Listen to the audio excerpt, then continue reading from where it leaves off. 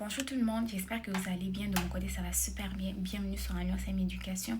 Je vous laisse regarder cette vidéo et ensuite de ça, on se retrouve après juste pour en discuter. Moi, j'ai un accidenté de travail, puis là, pour mes 65 ans, pour ma pension de vieillesse, je retire 381 pièces par mois. Puis là, la CSST, il me coupe 25% de mes revenus de CSST d'accident de travail. À partir de mes 65 ans, on me coupe 25% par année. Puis là, cette année, on m'a déjà coupé 25%, ce qui fait que je coupe dans tout ce que je mange, puis tout le tralala. À 66 ans, quand ils vont m'avoir coupé un autre 25%, ils vont m'avoir enlevé 50% de mes revenus. Donc, à 66 ans, je ne pourrai plus payer mon loyer. Je ne pourrai plus payer mon logement, qui va être 850 par mois, puis mon cellulaire, ça va être comme genre, oublie ça, puis l'hydro encore pire, puis l'épicerie, ben là, à 66 ans, je vais devenir, l'année prochaine, pour mes 66 ans, je vais être un sans-abri. Pour mes 66 ans, l'année prochaine, au mois de février, je vais dormir dehors. Pourtant, les nouveaux arrivants d'immigration qui arrivent ici, eux autres, ils reçoivent des milliers par mois. Il y en a que le gouvernement donne du cash pour qu'ils puissent s'acheter une maison. Ils payent leur logement. Ils les aident à la nourriture. Il y en a un qui a déclaré récemment recevoir 5000 pièces par mois. Il a 3 enfants.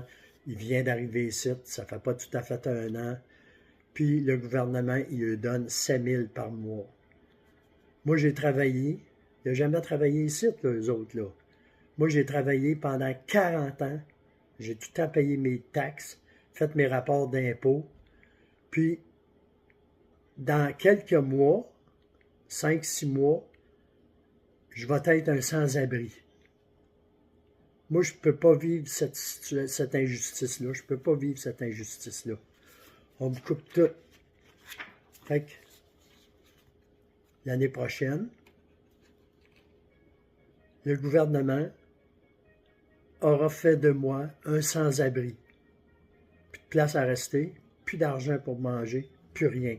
La seule chose que je vais avoir, c'est 381 pièces par mois de pension de vieillesse. Puis, j'aurai plus d'adresse, donc j'aurai pas droit à ma pension. Ça prend une adresse, mais je n'aurai plus d'adresse. Je vais être un sans-abri, à coucher dans la rue, l'hiver, dehors. Pendant ce temps-là, le gouvernement fédéral et le gouvernement provincial donnent notre argent aux immigrants qui arrivent à coups de milliers de dollars, des chambres dans des motels pour qu'ils puissent dormir, des budgets pour qu'ils puissent manger à l'hôtel, puis ça finit plus.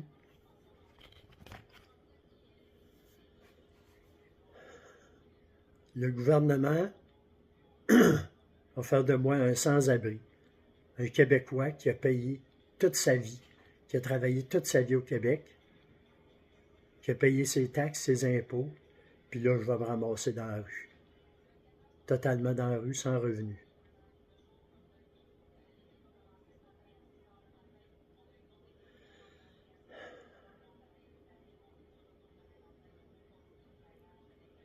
C'est pas normal, ça.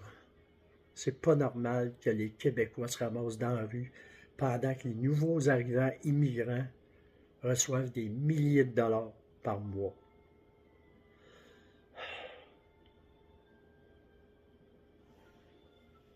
C'est pas normal. Moi, je peux pas vivre de même. Je peux pas vivre cette injustice-là. Donc, après avoir regardé la vidéo, moi, juste deux choses à dire. Première chose, il faut vraiment bien préparer sa retraite au Canada, qu'on soit natif canadien ou qu'on soit immigrant. Dès qu'on commence à travailler au Canada, c'est très important de commencer déjà à mettre 1, 2, 3 $ de côté pour les jours quand on va être vieux et qu'on sera plus capable de travailler. Oui, on a épargné, oui, on a gardé, mais vous savez, des fois, quand on est à la retraite, on ne sait pas dans quelles conditions de santé est-ce qu'on va être. Dans la vidéo, il manque quand même beaucoup d'informations, beaucoup de détails, mais moi, je vais vraiment vous donner des conseils d'une façon plus générale, sans pour autant m'adresser proprement à la personne qui a fait la vidéo. Le but de ma vidéo, c'est vraiment de sensibiliser. Deuxième conseil aussi, ça va être vraiment de savoir différencier les immigrants et les demandeurs d'asile. Les personnes qui arrivent au Canada, qui reçoivent des soutiens, qui sont logés, ce sont les demandeurs d'asile et pas les immigrants. Ok, donc, il ne faut pas généraliser parce que dans les immigrants, oui, on a des demandeurs d'asile, on a des étudiants, on a des travailleurs, on a des résidents permanents, on a des travailleurs, on a des visiteurs et autres. Mais sachez que les personnes qui reçoivent de l'aide gouvernementale, qui sont logées dans les hôtels tels que le monsieur le dit, ça va être plus les demandeurs d'asile qui ont besoin d'aide et de soutien de la part du gouvernement. Et donc, il ne faut pas mettre tous les immigrants dans le même panier. Donc, c'est tout ce que moi j'avais